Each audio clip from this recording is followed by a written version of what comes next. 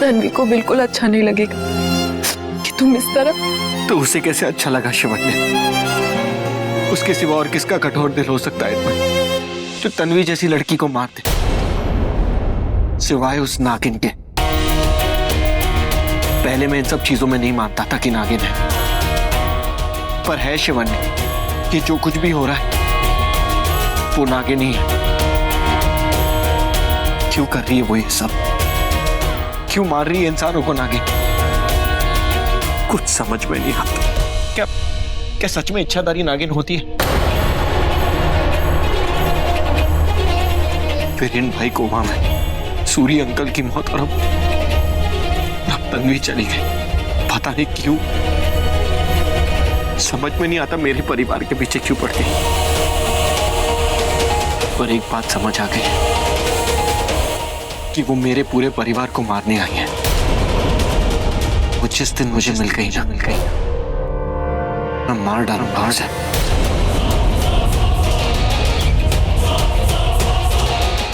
कसूर क्या था बेचारी तन्वी का? यही कि वो मेरी दोस्त है। पर ऋतिक, अब तक रिपोर्ट्स नहीं आई है, क्या पता उस नागिन ने तन्वी को नहीं मारा हो और वो कोई और हो।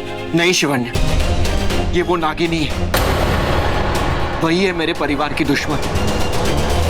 उस दिन रात को जंगल में भी उसी ने तुम्हें डसा था।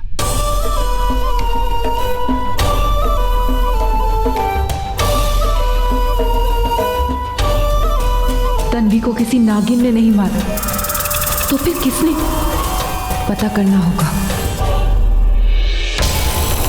भयंकर, भयभीत, भयानक मौत मारी बेचारी तन्वी। लेकिन तेरी मौत उससे भी ज्यादा भयानक होगी नागिन, क्योंकि नेवले की जिंदगी का एक ही हसून होता है, उसके सर पर एक ही खून सवार होता है।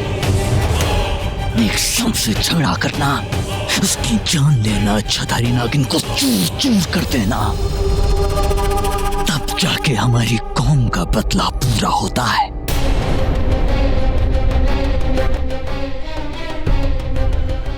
पहले तुझे मारूंगा, कब तक बचेगी, कहां तक बचेगी? तू इसी घर में है, इसलिए मैं पहले तुझे मारूंगा और तुझे पता भी नहीं चलेगा कि तेरी जान किसने ली। और रही बात तेरी, तुझे भी मैं सामने लाऊंगा, लेकिन पहले तुझे मारूंगा। चीज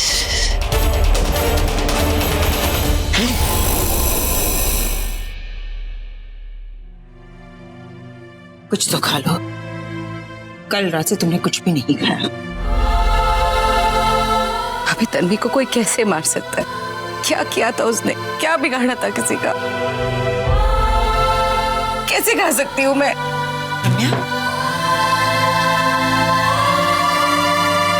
तन्वी की अकाल मृत्यु हुई है। पंडित जी ने कहा है कि ऐसी कंडीशन में शांति पाठ कराना बहुत जरूरी है, नहीं तो आत्मा को शांति नहीं मिलती है। पंडित जी ने शैलेश और रम्या भाभी को शांति पाठ के लिए बुलाया है।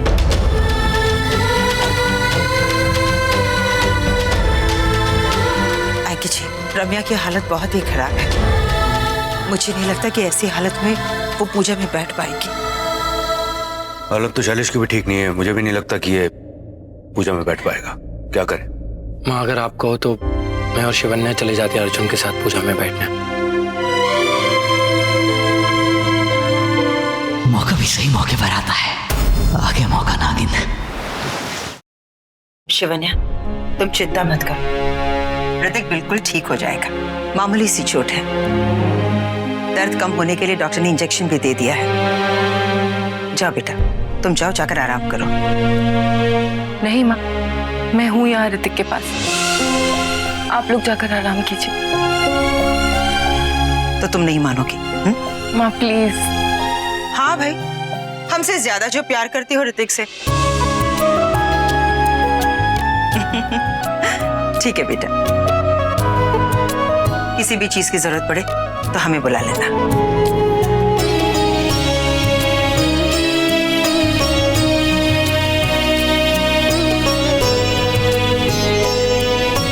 सॉरी ऋतिक, ये सब कुछ मेरी वजह से हुआ। अरे उठना मत, आराम करो। कौन हो तुम? ऋतिक, मैं शिवन्या, तुम्हारी पत्नी। याद नहीं है? अच्छा, मेरी शादी भी हो गई, मेरी पत्नी भी आ गई। मुझे कुछ याद क्यों नहीं आ रहा? ये तुम क्या कह रहे हो? मैं अभी डॉक्टर को बुला के लाती हूँ। बहुत दर्द हो रहा है। कहाँ? यहाँ। एक किस कर दो कि प्लीज। तुमने कहा ना तुम मेरी पत्नी हो, सब कुछ ठीक हो जाएगा। मजाक कर रहे हो? बीमार पति को मार रही हो, पति को चोट लगी है, वो तो मैं फिसल गया। और फिसले इसलिए क्योंकि मेरे पीछे पीछे आए। तुम्हारे पीछे आया इसीलिए तो फिसल गया। तो पीछे आए क्यों? मतलब भाग कर क्यों आए? क्योंकि कुछ कहना था तुमसे, पर फिसल गया। पर तुम्हें पता है, फिसलने के बाद एक अजीब सी बात हुई मेरे साथ। एक सपना देखा। सपना? कैसा सपना? वही जो मैं तुम्हें पहले बताया था, जो मैंने पहले देखा था। मैंने राजा के वही शाही लिबास पहने थे। जानते हो, डॉक्टर्स हमेशा कहते हैं कि अगर बचपन में कोई घटना हुई हो, कुछ जरूरी हुआ हो, तो वही चीज हमारी ख्वाब में बार बार आता रहता है। शायद बचपन की कोई याद, कोई पुराना रिश्ता जुड़ा हुआ हो। ठीक से बताओ ना, क्या देखा तुमने? एक मंदिर, एक पूजा और कोई चमकती हुई चीज, जैसे कोई हीरा।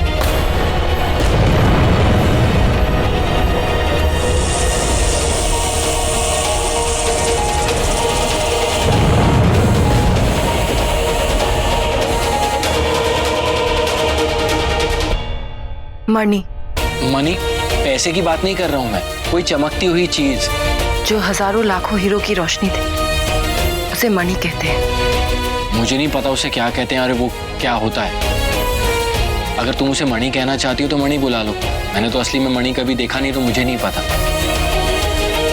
पर बार बार मेरे सपने में आता है। और एक और चीज, और एक आवाज भी आती है, तुम्हें आना होगा, तुम्हें आना होगा।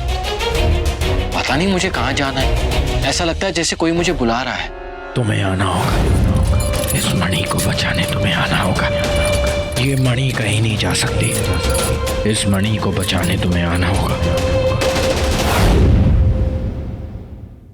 हो ना हो, ऋतिक का नागमणि से कोई ना कोई जुड़ाव, कोई रिश्ता तो जरूर है। ऋतिक, तुम आराम करो, मैं तुम्हारे लिए सूप लेकर आती हूँ। ओके।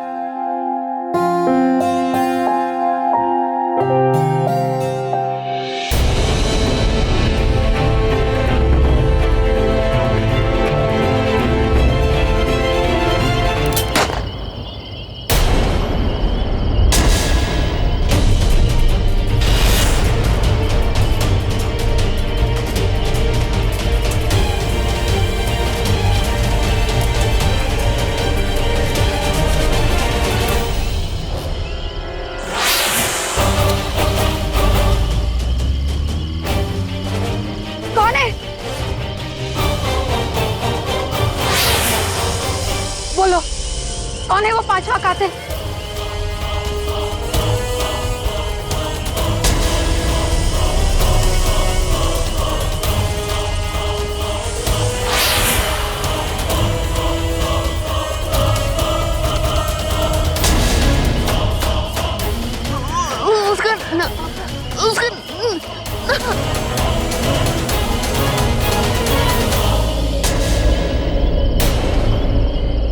मर गई। पांचवे कातिल का नाम सामने ही आने वाला था, पर किसी ने उसे मार दिया। कौन था वो? शीशा, शीशा मैंने देखा उसे भागते हुए सड़क के उस तरफ। जल्दी चलो।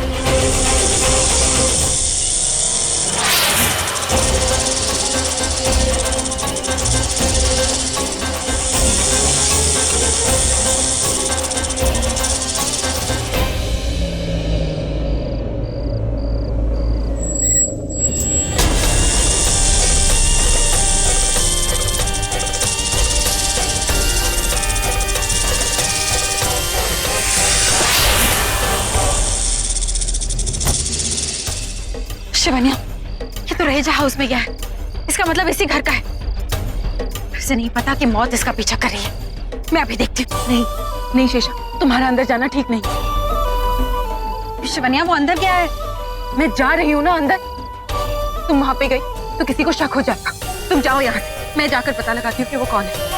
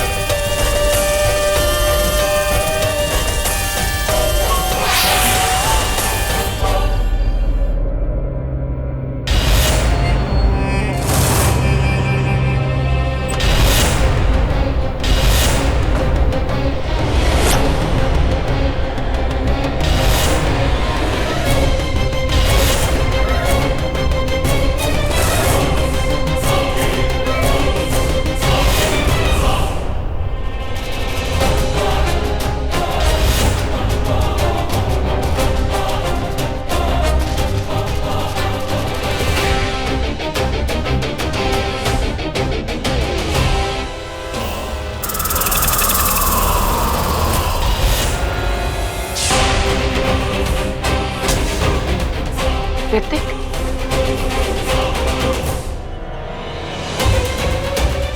मैं हूं वो पांचवा इंसान जो जानता है आगे क्या होने वाला है। हम पांच जानते हैं कि राज क्या है, क्या हुआ है, क्या हो रहा है और क्या होने वाला है। अब जब तुम भी जानी गई और मुझे देख लिया तो ये राज किसी को बताना मत। आगे क्या प्लान है उसमें तुम चाहो तो मेरा साथ दे सकती हो। बोलो, बनोगी मेरी पार्टनर? तो ठीक है, 10 मिनट बाद मुझे किचन के पास के कॉरिडोर में मिलना। बाकी चेहरे तुम्हें वही दिख जाएंगे।